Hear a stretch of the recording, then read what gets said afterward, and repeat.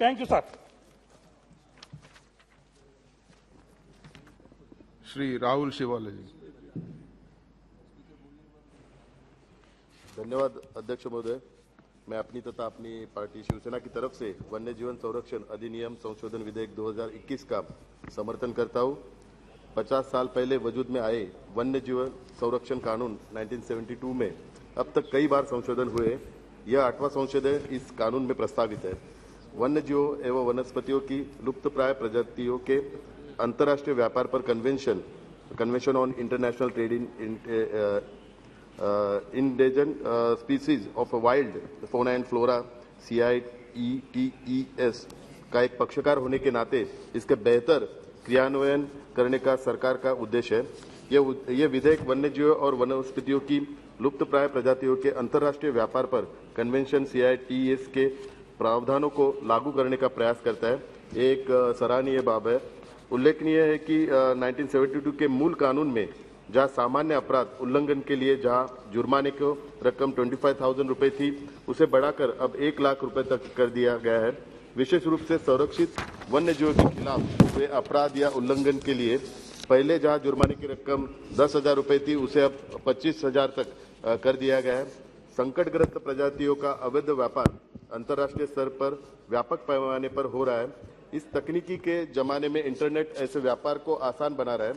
इन नए माध्यमों के इस्तेमाल मसलन इंटरनेट को साइबर अपराधियों की श्रेणी में रखते हुए इस अधिनियम में प्रावधान करना चाहिए। साइबर क्राइम को भी इसमें इंक्लूड करना चाहिए, ये मेरी डिमांड है। माननीय अध्यक्ष महोदय, संकटग्रस्त और लुप्तप्राय प्रजातियों को लेकर directorate of revenue intelligence DRI की 2019-2020 की रिपोर्ट में भी इस बढ़ते अवैध कारोबार पर चिंता जताई गई है। इस रिपोर्ट में भी बतलाया गया है कि भारत में ये सब तेजी से बढ़ रहा है और उसे कंट्रोल करना चाहिए। अध्यक्ष जी, दूसरा उद्देश्य इस कानून के तहत संरक्षित वन्य जीवों, पक्षियों और पशुओं के लिए निर्धारित अनुसूचियों को सरल बनाने का है। इसलिए इस संशोधन का मुख्य जोर इन अनुसूचियों को बदलने पर है। मूल कानून में और 2013 में हुए संशोधन में अब तक अनुसूची 1 और अनुसूची 2 के भाग 1 में दी गई प्रजातियों और अनुसूचित 1, 2, 3 और 4 में शामिल प्रजातियों के लिए संरक्षण और उनके हनन के लिए अलग अलग दंड विधान मौजूद थे, जिन्हें अब केवल 2 अनुसूचियों में तब्दील किया गया है। ये बहुत ही सराहनीय है। अध्यक्ष जी, अनुसूचियों में प्रस्तावित बदलाव को स्पष्ट और पारदर्शी बनाने की भी जरूरत है। अध्यक्ष जी, हाथी रिजर्व या हाथी कॉरिडोर्स को ठीक वही कानूनी पवित्रता या श्रेष्ठता प्राप्त नहीं है जैसे टाइगर रिजर्व को है। हाथी के पर्यावसों के लिए कभी कुछ किया ही नहीं गया है। हाथी मानव द्वंद भी उन्हीं इलाकों में बढ़ रहा है जहां उनके नैसर्गिक रास्तों में खदानें खोद दी गई है या उनके नैसर्गिक पर्यावस के साथ गंभीर छेड़छाड़ हुई है। अध्यक्ष महोदय, हाथी रिजर्व या हाथी कॉरिडोर्स को ठीक वही कानून पवित्रता को श्रेष्ठता देने की जरूरत है जैसे टाइगर रिजर्व को है। इसके लिए सरकार को इस संशोधन में प्रावधान करने की जरूरत है।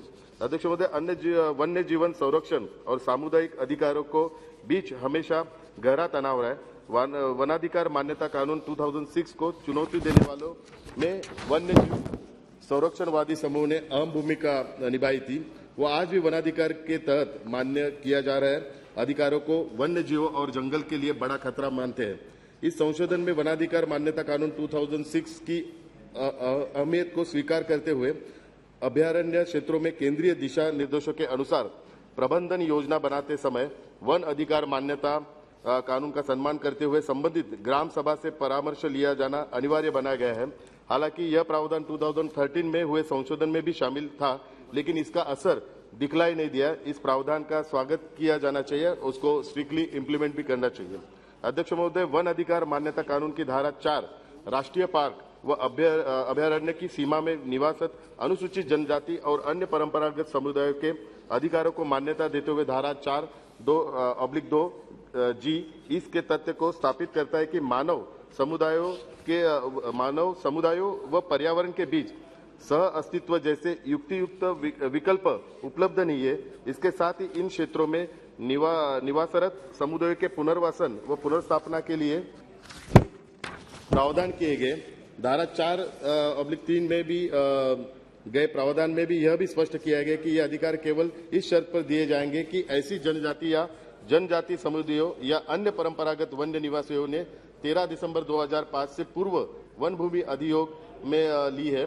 यह इस कानून का एक महत्वपूर्ण प्रावधान है जो इस गलतफहमी को भी दूर करता है कि जिसके तहत यह प्रचारित किया जाता है कि गैर जनजाति लेकिन परंपरागत समुदाय को 3 पीढ़ी या 75 ईयर्स से वन भूमि पर काबिज होने का प्रमाण देना होगा। अध्यक्ष महोदय, ये एक स्वागत योग्य कदम है। अध्यक्ष महोदय, इस स्वागत योग्य और सहनीय पहल के साथ साथ इस संशोधित अधिनियम में भूमि अधिग्रहण के लिए औपनिवेशिक कानून 1984 को भूमि अर्जन, पुनर्वसन और पुनर्व्यवस्थापन में उचित प्रतिकर और पारदर्शिता का अधिकार कानून 2013 को भी बदला गया है। अध्यक्ष महोदय, अगर एक साथ वन अधिकार मान्यता कानून 2006 और भूमि अर्जन, पुनर्वसन और पुनर्व्यवस्थापन में उचित प्रतिकार और पारदर्शिता का अधिकार कानून 2013 को अभयारण्य और राष्ट्रीय पार्क क्षेत्रों में लागू किया जाता है, तब सही मायने में यह परंपरागत रूप में जंगलों में निवासित आदिवासी व अन्य परंपरागत समुदायों के हित में होगा। इसके बारे में सरकार ने सोचना चाहिए। अब तक इन क्षेत्रों में से बसे समुदाय को केवल पुनर्वासन और पुनर्व्यवस्थापन का पात्र ही माना गया है और इसके लिए भी उन्हें एक मुश्त नकद पैकेज के रूप में दिया जा रहा था। उन्हें उचित प्रतिकर से वंचित रखा गया था, लेकिन इस कानून को वन्य जीवन संरक्षण कानून में स्थान दिए जाने के बाद इन समुदायों को भी अब इस दायरे में लाया जा सकता है। अध्यक्ष महोदय, नकद पैकेज की व्यवस्था खत्म की जानी चाहिए और 2013 में पारित हुए कानून के मुताबिक उचित प्रतिकर का आंकलन करके स्पष्ट व्यवस्था व दिशा निर्देश बनाया जाने चाहिए।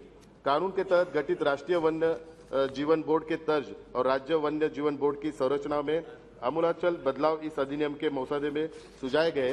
अब तक जो व्यवस्था चली आ रही थी, इसमें इस बोर्ड के अध्यक्ष राज्य के मुख्यमंत्री होते थे, लेकिन आज संशोधन के जरिए अब मुख्यमंत्री को इस भूमिका से बाहर कर दिया गया। अब इस व्यवस्था में वन मंत्री को इसका अध्यक्ष बनाया दिया गया और इसके साथ ही सदस्यों की संख्या 10 सदस्यों के तक सीमित कर दी है।